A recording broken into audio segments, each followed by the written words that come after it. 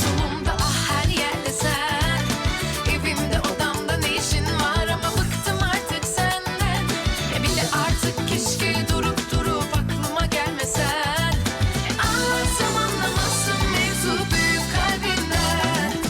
Ağlasam anlamazsın mevzu büyük kalbinden. Barara bir barara bir barara.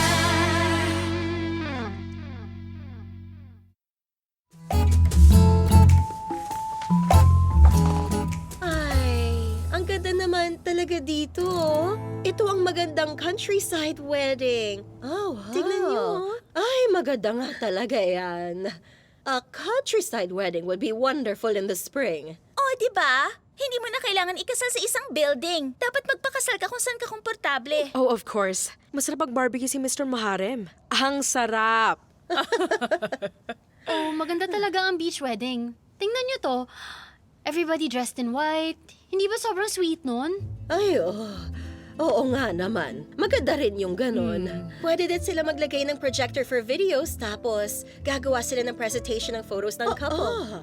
Pwede na bang gawin ng mga ganun ngayon? Oo naman, syempre, dear. You let the organizers take care of decorations, cakes, photographs. Basta sila na ang bahala sa lahat. Wow! Madali lang pala, no? Siyempre naman, hindi ito kasing laki ng ini-imagine mo. Tignan mo, Lucy! Here is a bride na kasing edad ko. Kita mo, di ba? Such graceful weddings for mature brides. Oh my! In that case, posible pa ngang mangyari to? Of course it's possible.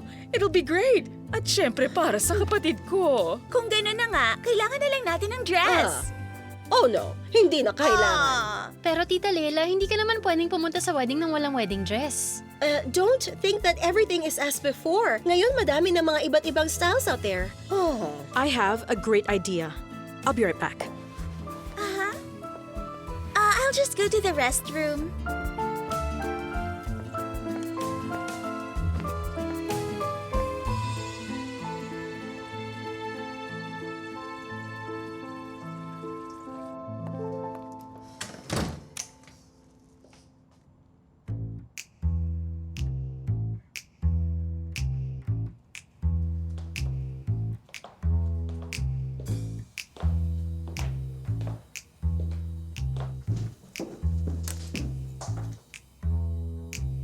Azmi? Ay, Anong tinitingnan mo? ito ba ang room ni Mr. Demir?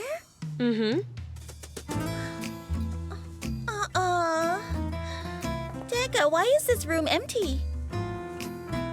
Well, Demir wanted to renovate his room, kaya nagtanggal siya ng mga gamit niya. Ito ba ang dressing Azmi! room niya? Uy, tingnan mo nga to. Bakit ka sumisigaw, girl? Ay, Take a look at this. Isn't it so beautiful?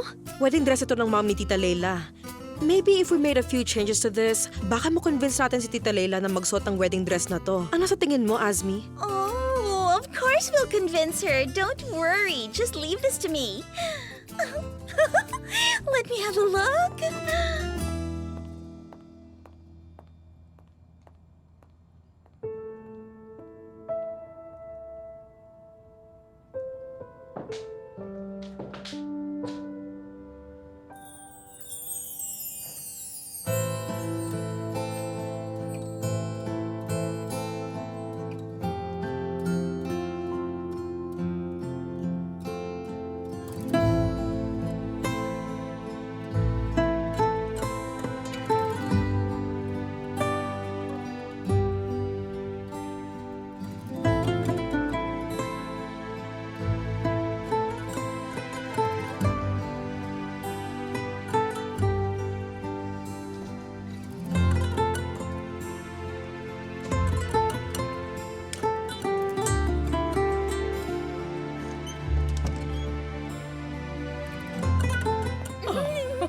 And here is the most important part of the wedding! oh my! Ay, wedding dress yan ng mother namin. Dinala ko to kay Celine para isuot sana ito ni Merve sa wedding niya. Oh, Totoo po. Sobrang ganda nito. Thank you so much na naisip mo ako. But this means more to you. Oh, di ba? Binibigay mo sa iba but it was meant for you. Palipat-lipat siya and now eventually found its owner. Nandun lang siya sa cabinet mo all these years. Tama lang na ikaw ang magsuot niyan ngayon. Pero, hindi naman kasya sa akin to. Gagawa tayo ng bagong dress for you. Tapos, you can add pieces from that to it. Pwede din tayong gumawa ng veil galing dyan sa dress. Or, pwede din tayo kumuha ng pieces from here, magtahi ng lace at idagdag sa skirt. Sa araw ng wedding, para na rin natin kasama si Mama. You'd like that, won't you? I would like that. Yes, I really would. Oh, edi wala na tayong kulang, hindi ba, girls?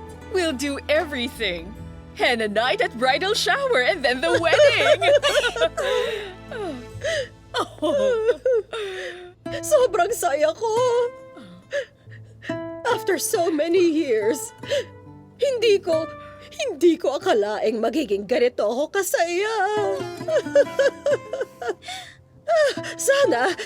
Sana maging masaya din kayong lahat. Kayong lahat.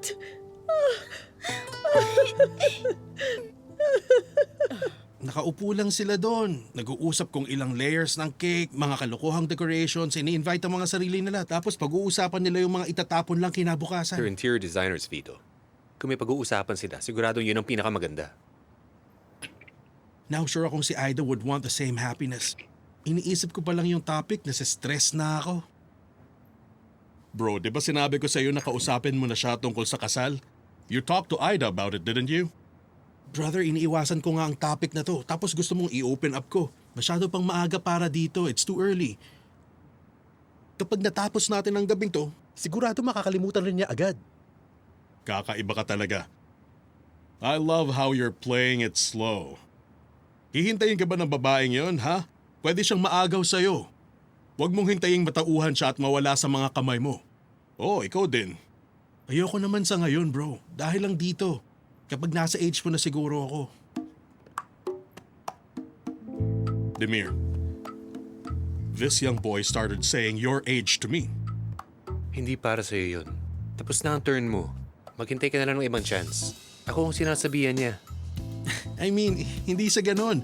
Alam mo yon, para makita kung oras na bang dumiretso sa kasalan. Oh, my friend. You know, wrong marriages can hurt a man, Vito. Mas masakit para sa mga anak. I've actually seen couples who love each other so much but they can't live together. Therefore, I think it's best to wait. Nakakasuya kayo. Gagawa ko ng coffee. Pagbalik ko, dapat tapos na ang topic na to. You are welcome. Ayaw niyo pinag-uusapan ng mga ganitong bagay.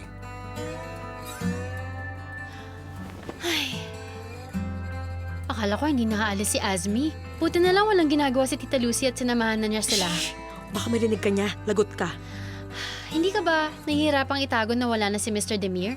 Natakot kasi ako. Akala ko madudulas na naman ako.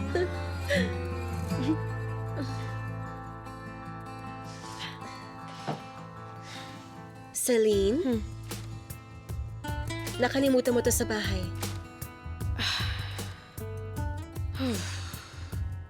Ay, Ada, wala kang awa. Ay, bakit Merve? Nasanay na siya nakikita si Mr. Demir sa pagising sa umaga. Weird pag biglang di mo siya nakikita. At least let her look at his picture. Oh, girls. Masaya ako nandito kayo. Hindi ako tatagal sa gawing to kung wala kayo. Okay na din na umalis muna si Demir. Kaso parang naging isang time warp ang bahay. I remember what happened before. Parang totoo yung mga boses. Mababalo na ata ako, girls. Ay nako, matatapos din to, friend. We'll get through all of this together. Uy.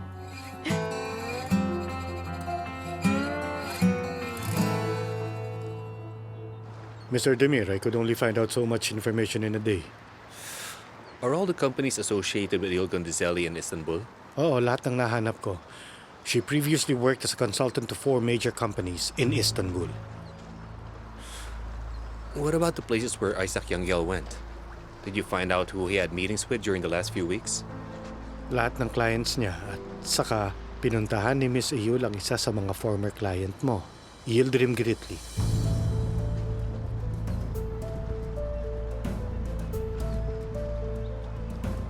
Understood. Should I still investigate? Thank you very much. This information is more than enough. All right, Mr. Demir. Good day to you. Likewise.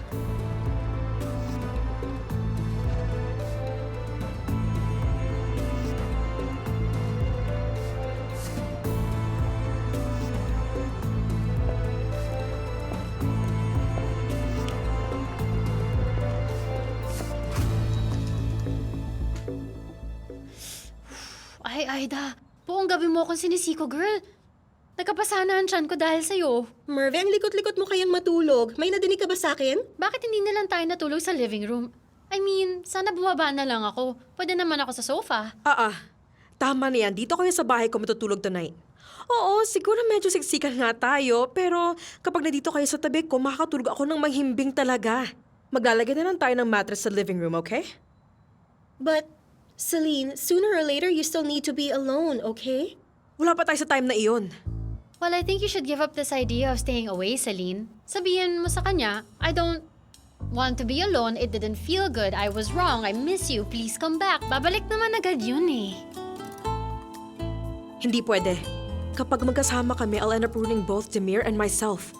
Kahapon nag-lunch sila. Siguro nga normal lang yun. 2 managers just going out for a simple lunch, diba? Pero ayun, sobrang fixated ako doon. Hindi ko mapigilan. Pero Celine, wala namang dapat ikaselos dun. That feeling does not care about logic, Aida. Tingnan mo, sa sobrang selos niya, hindi na niya napansin na sobrang na nalagay niyang makeup. Hala, buburahin ko ba? Hindi, okay. Celine. Sobrang ganda mo. Merve, for goodness sake, please. Celine, my friend, mahal na mahal ka ng lalaking to, okay? Huh? Period. Tama na. Do not worry about the rest anymore. Gustong umalis ni Iyul para maging okay ako. Pero hindi siya pwedeng umalis nang hindi naayos sa Artemim. And I need Demir too. Hindi din ako pwedeng umalis. Hindi ko pwedeng iwan ng Artemim na ganito. This is an unsolvable equation. Well, this equation will not be solved by staying away from Mr. Demir, Celine. Celine, dear, huwag mong isipin na meron pang namamagitan sa kanya at kay Miss Ayul, okay? Tama na. Alright?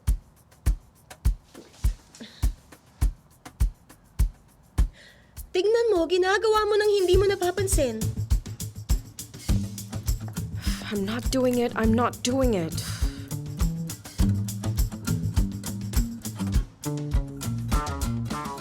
Here you go. Itong place na to, my dear Muharrem, dati tong summer palace. Pero ngayon, dito sila nag-hold ng mga magagandang weddings. Oh, a place worthy of my sister.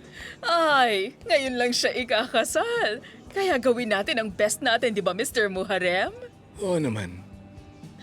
Tingnan mo, alam mo, meron pang water fountain sa taas ng pool na to. Ang galing naman, no? Hindi ba? Meron tutugtog ng live music. May isang band. Tutugtog sila ng mga old songs. Kung yun ang gusto mo. Kukuha tayo ng 5 rooms para sa mga guests. Walang problema. Ganon.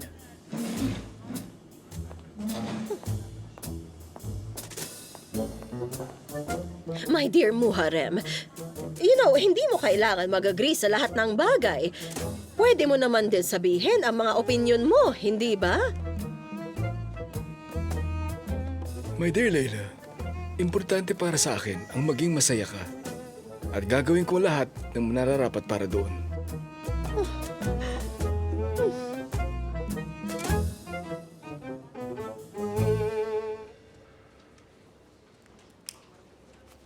Honey, kunin mo ang folder na to. Teka, babalik ako. Sige. Yes, Miss Azmi. My love, pwede mo bang gawin Ida? na to? Okay, no problem. Demir got approval for the business of interior design for the art gallery. Wow, that's super! Kailan? Oh, he just texted me. Hindi ba niya sinabi na mag-a-attend siya ng meeting? Hindi. But that's good. Good. He doubled the budget for the business. This is fantastic news, Isaac. Sana lang sinabi niya sa atin. He yet again acted on his own. Celine dear, ayusin natin ang mga gagawin. Because we will work for the gallery. Natapos ko ng mga drawings. Nagstay kami sa office ni Mr. Demir para mag-work. We prepared 2 options. So they have a choice on what they like. Bakit hindi ko alam to? Good night, then, everyone. Good night, Mr. Demir. Good night, din. Good night, din. Demir, can I talk to you for a second? Later. Miss Celine, can you please step into my office? Sure.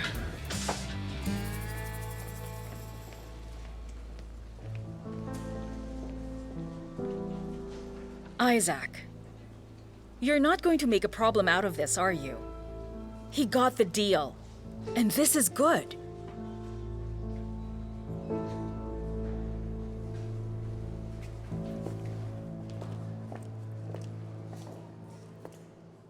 You got the job. Congratulations. You deserve congratulations. They liked it a lot. Thank you very much.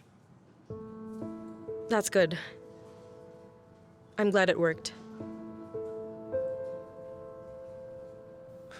Nag-breakfast ka na ba? Oo, kasama ang mga girls. Sinamahan ka nila kagabi? Oo. That's nice. Nag-coffee ka na? Tapos na. Ikaw? Nag-coffee ako sa seaside. Kung saan tayo pumupunta.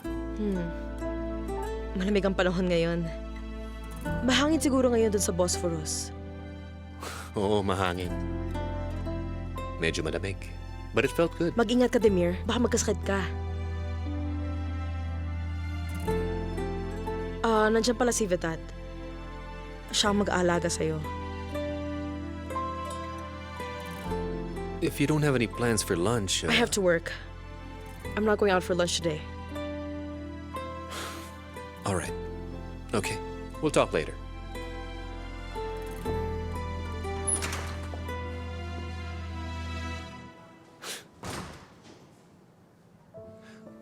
Naging sobrang ganda niya. As if she's doing it on purpose. As if it's not hard enough to stay away.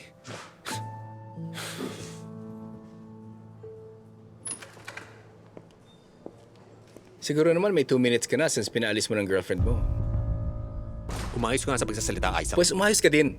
When you're working with my employee, the least thing you could do is let me know. Unlike you, I'm trying to create jobs for both companies.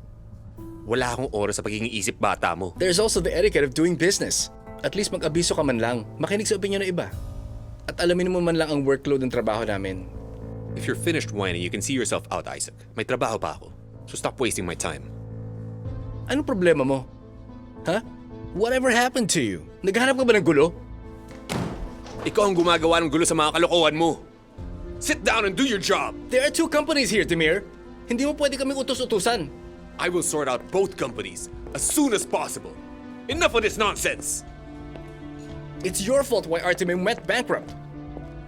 Your mistakes. Anong ginagawa ninyo? Ang lakas ng mga boses nyo.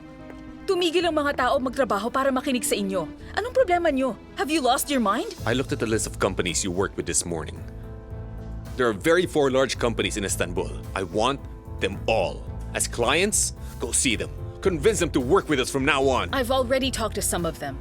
I'm doing the best I can. Doing the best that you can is not enough, Eyul. Galingan mo pa. Be more productive. Hindi mo na kailangan i-consult pa sa iba. I want everybody to find new clients. Magsabi agad kung may possible options. Anong dapat gawin at anong oras at sa anong budget. They talk more in this company than they work. Be careful, Demir. Walang employee sa harap mo. Do not show off here with a job that you practically begged for from your father. Kapag na-bankrupt ang company, walang matitirang executive. Now go and find a way to make things right. Isaac, stop it. Tara na. Let's go. A legal way.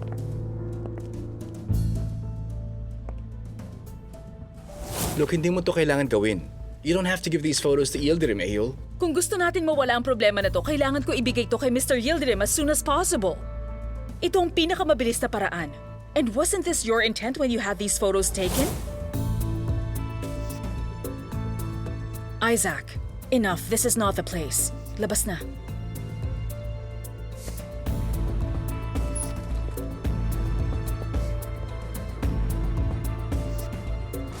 pwede bang kumalma ka rin kahit konti? Anong pinag-usapan niyo ni Mr. Yildirim para umabot sa ganito, Eyul?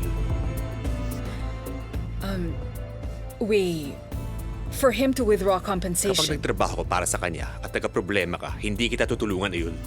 walang mangyayaring ganun. Close the door when you leave.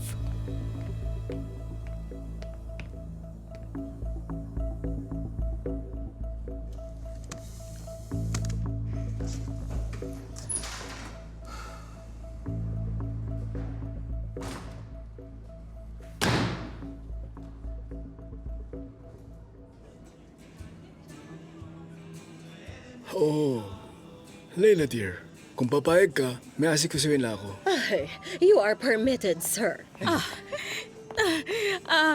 Aalis na ba kayo? Upo muna, upo muna. 2 minutes lang naman to. So, napag-usapan niyo na ba kung saan kayo maninirahan after niyong magpakasal? Ano ba dapat pag-usapan, Lucy? Kukuha na lang kami ng isang kwarto malapit sa mansyon. Leila dear, pwede ba nating pag-usapan ito in private?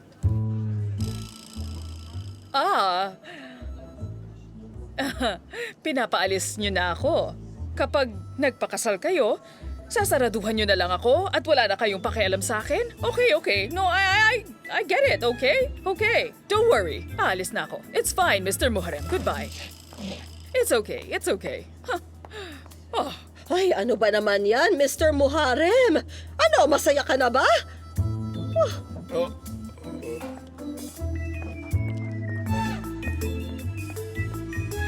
Ano naman ang sinabi ko? Sabi ko lang mag-uusap kami.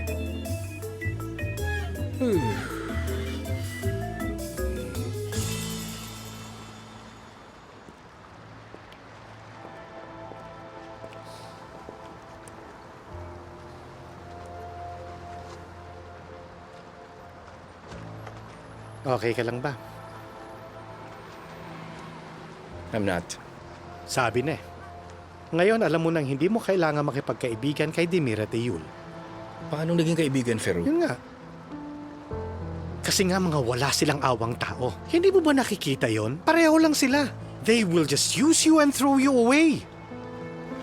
Kami nga, hindi namin magawa sa iyo to. Abuso na sila. Sobra. Feru, pwede bang tumahimik ka na? Hindi ko kaya makinig sa mga reklamo mo ngayon. Natapos mo na bang kausapin ng mga tao? Nagawa ko na.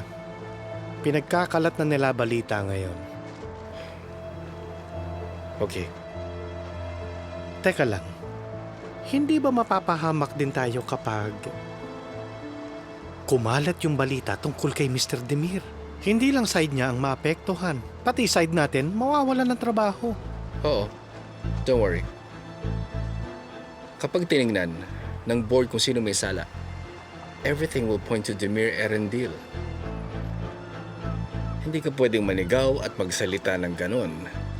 Let's see how loud he shouts when they kick him out of the company. Ganyan nga. Nagbabalik ang dating Isaac. Ano naman yung binubulong-bulong mo sa tabi ni Miss Eyul? Huwag mong babanggitin si Eyol.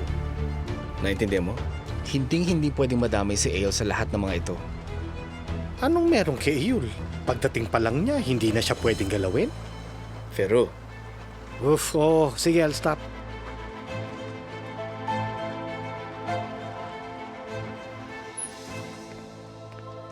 Aalis ka na, Mr. Demir? May pupuntahan ako meeting. I won't be back. Good luck sa meeting! Ida, please finish the revisions of the gallery by tomorrow. Okay, Mr. Demir. Mr. Demir? Is there anything you need from me? No, Miss Celine. Ayul, ginawa mo na ba sinabi ko? I have arranged 2 meetings for tomorrow, according to your schedule. Okay, we'll talk about the details later. I have to go now. I'm running late.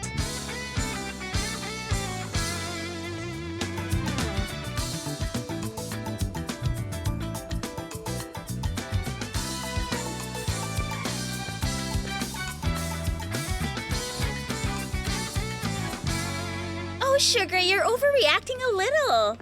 Makakalimutan mo ba ang sister mo kapag nagpakasal ka na? Hindi ko alam. At hindi ko kayang manirahan mag-isa sa mansyon na yun. Hello, ladies. Vito, welcome. Hello, welcome, Mr. Ibrahim. Thank you. Kumusta, Vito? I'm all right. Ikaw? Good. Welcome, my dear. Ladies, pwede niyo ba kaming bigyan ng 10 minutes? Siyempre naman, honey. Yes. Ikaw at ako. Halika, dito muna tayo. Please have a seat.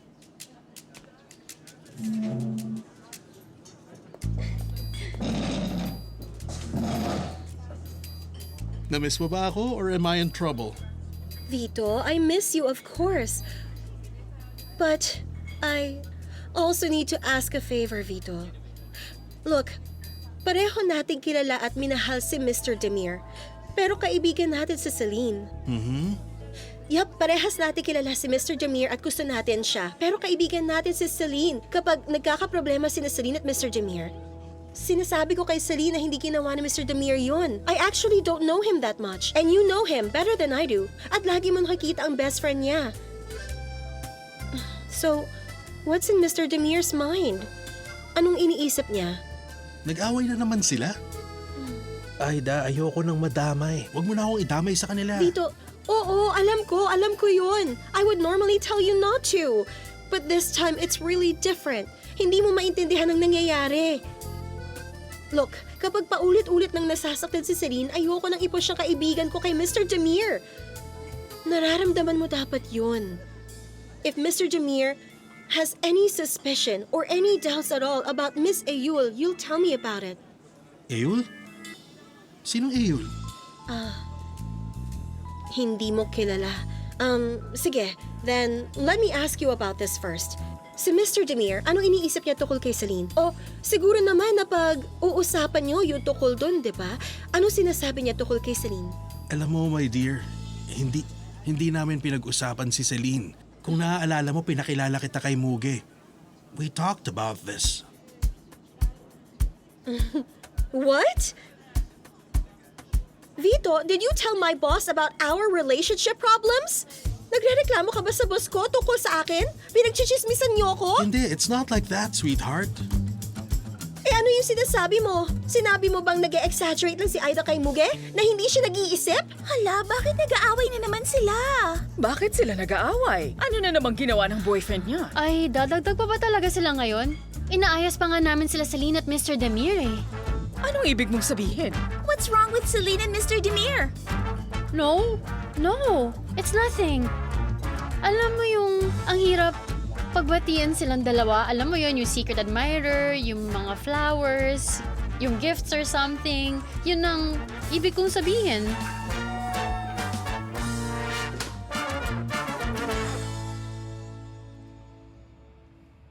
Pwede ba tayo mag-usap? Oo naman, halika.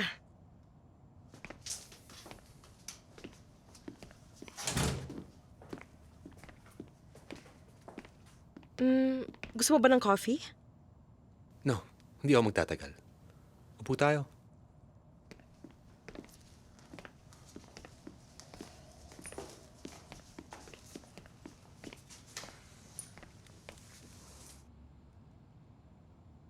Celine, nabigla ka siguro sa behavior ko sa opisina kanina.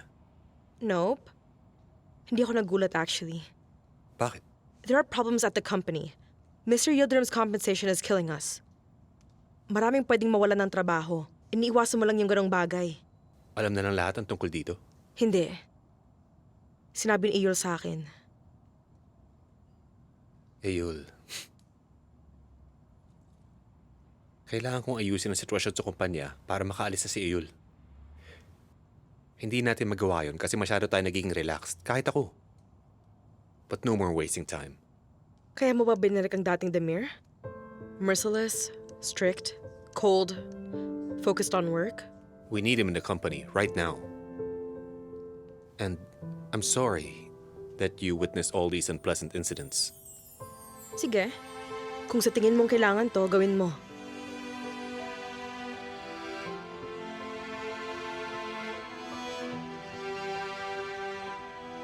I don't have to be that kind of Demir when I'm next to you. Employee din ako ng company na yun. If you're going to be like this with everyone, you should treat me the same. I don't want to. Celine,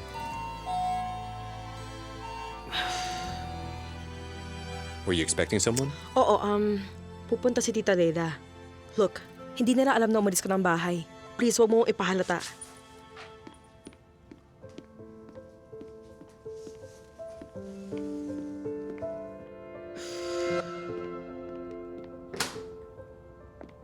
Hello, Celine. Hindi makakarating si Lucy. Closing ng Happy Pie. Nandito na ang mga girls? Demir, iho! Kamusta ka? Ay, pasensya ka na naistorbo ka pa. Hindi ka pa tuloy makapahinga sa bahay dahil sa amin. Patawarin mo kami. Walang problema. I was just about to leave anyway. Kung aalis ka dahil nandito ako, masasaktan ako. No, hindi dahil dun. My friend is waiting for me. Ay, hayaan mo siyang maghintay. Umupo ka man lang sandali kasama ko, ha? Sige. Kupo muna ako. Ang ganda naman ng kulay nito. Grabe, so nice. I love it too. Ang ganda, di ba? Exactly my style. Right, Haida?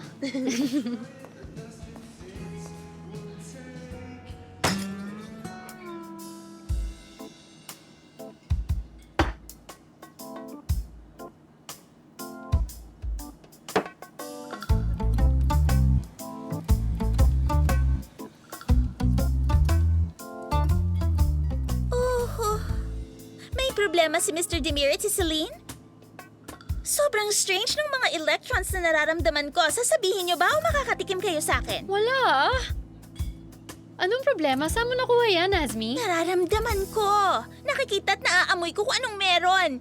Anong nangyayari? Well, Azmi, dear, halika nga dito. Come, umupo ka muna. Sit down. Go on. So, tell me now. I mean, you know lahat ng relationship ay nagkakaroon ng mga maliliit na problema. I mean, you know that kahit kami ni Vito may problema.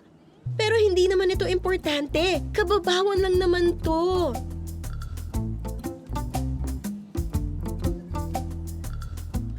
Gaano kababaw? Sobrang babaw lang.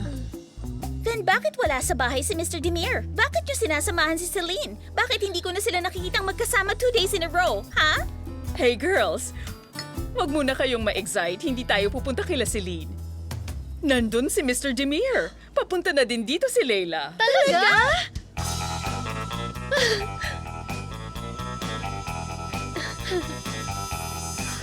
Azmi, dear.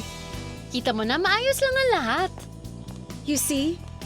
Sabi ko naman sa'yo, wala namang problema. Awa ng Diyos.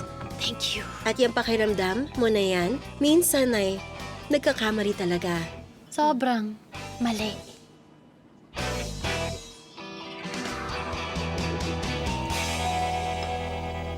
Nandito na ata ang mga girls.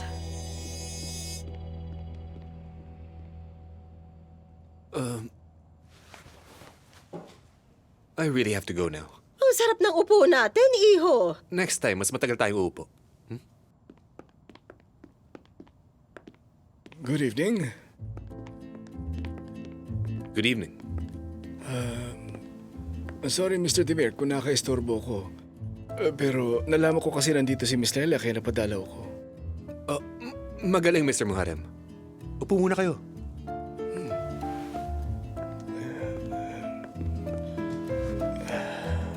Good evening, Miss Leila. Good evening, Mr. Muharrem.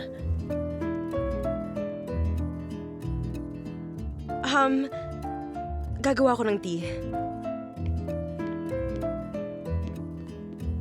Ngayon, Mr. Demir, hindi ka naman naiiba.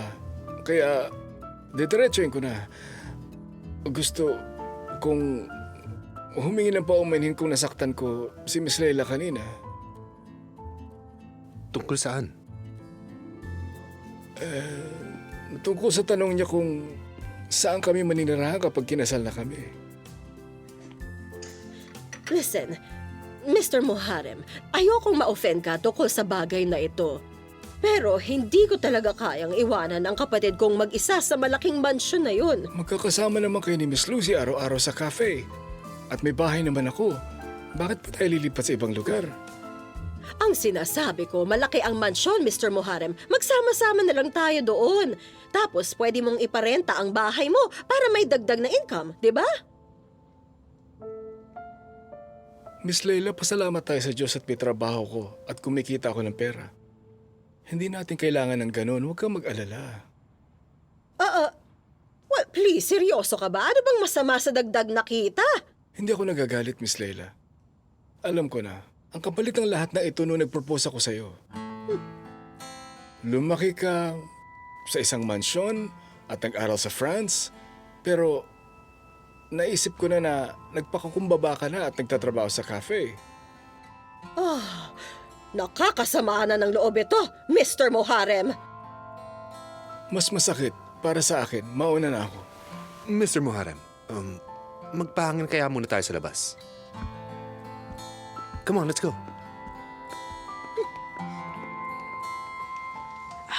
Tita Leila, halika, gagawin kita ng sugar water para makakalma ka ng konti. Come on, come on. Halika na po. Sige na. Here, have a seat.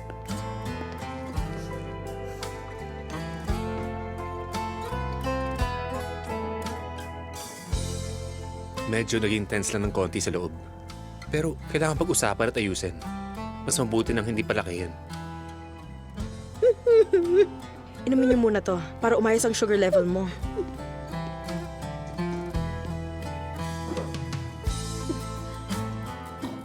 Thank you, Iha.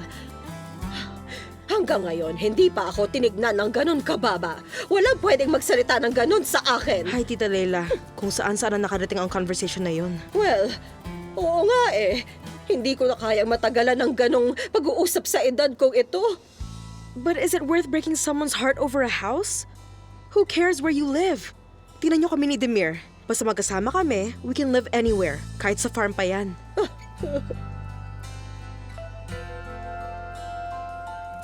Medyo mali lang yung napuntahan ng usapan. Pero kung nagmamahalan kayo, importante ba kung saan kayo titira?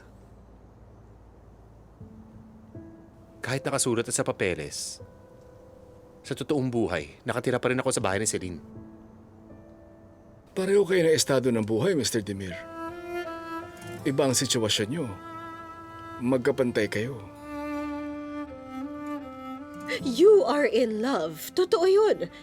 Pero kami, naghahanap lang ako ng masasandalan sa buhay, my dear. Tapos, naisip ko na kailangan ko ng kasama. Kasalanan ko bang iniwan ni Papa ang bahay na yun sa akin? Oh, No, hindi mo kasalanan. Wala naman siya sinabing ganun. Pero kung magsalita siya, parang kasalanan yun. Ay, Iha. Nasira tuloy naming dalawa ang gabi mo. No, wag niyong sabihin yan. Ay, mabuti siguro umalis na ako. Huwag na nating sirain palalo ang mga mood ninyo. Okay. Umalis ako sa village, Mr. Demir. Naka-jacket lang ako. Nagtatrabaho ako, hindi ako nagrereklamo. Binuhay ko ang sarili ko.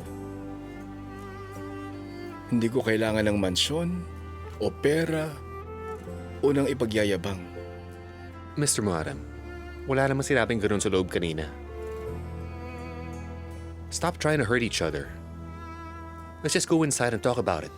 Huwag. Pinasakit ko lang ang mga ulo niyo. Alis na ako. Ano ka ba? Nangyayari yung mga hindi pagkakasundo. Kumalma ka para makapag-usap kayo ng maayos. Good evening. Have a good night.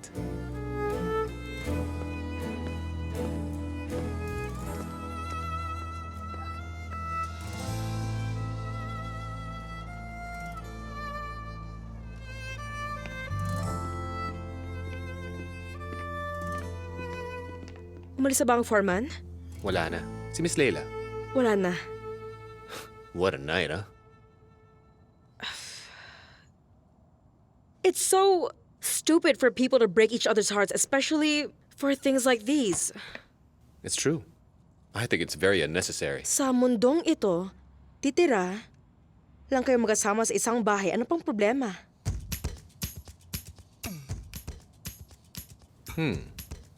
Mahal nyo naman ang isa't isa. You live and die together. Bakit kailangan pa maghiwalay dahil sa maliit na bagay? Tama ako, di ba? It's pointless. Totoo.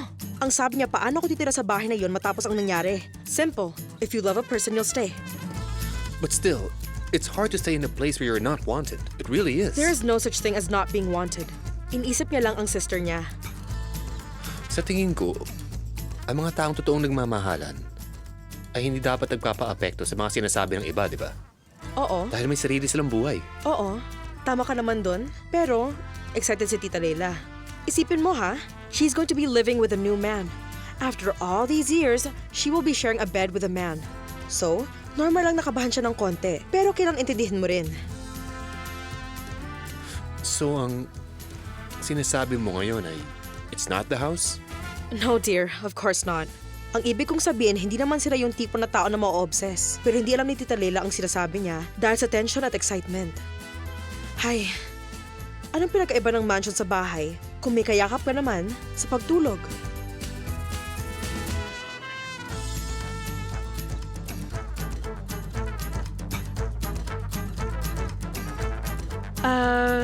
Well, that is if they stay away from each other. Mas makikita na lang na maayos kung anong totoong problema. Paano kung nainip ka? Tapos, syempre, miss mo na siya. Baka mas maging madali. Longing doesn't make things easier. Paano kung hindi mo na mapigilan yung pagkamiss mo? Yung excitement, yung kaba, yung tanong sa isip mo, kaya pa ba? Ano tingin mo? Sakis? Sakis? Sakis, tinatawag ata ako ni Sakis. Sisilipin ko lang, sorry anak ko.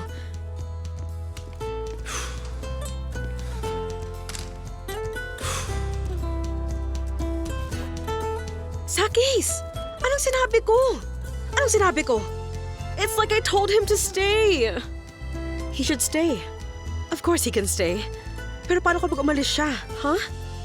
Anong mangyayari? Hindi ako makahinga, Sakis. Hindi ako makahinga. Alam mo yun? Anong gagawin ko?